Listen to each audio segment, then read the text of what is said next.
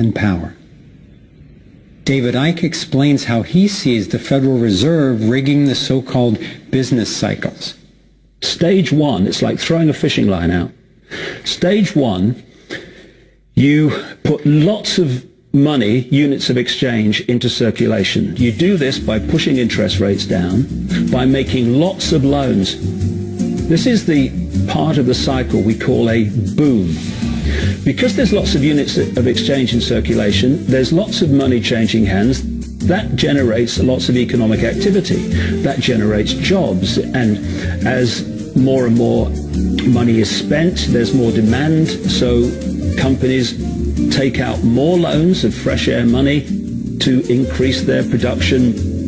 People get confident in their everyday lives. Hey, I work for this company. They've got lots of orders. It's really going great. My job's safe. I tell you what, we can have a bigger house. Then they start to change it.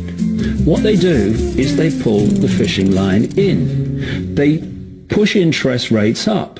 Now, fewer people, are taking out loans, and they make the criteria for having a loan from the bank stronger anyway.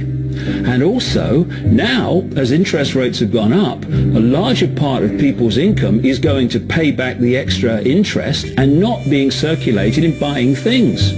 Suddenly, there's nothing like as much money in circulation, and therefore, fewer things are being bought. Companies start to go down in terms of their profits. They start to shed jobs, and they start to go out of business.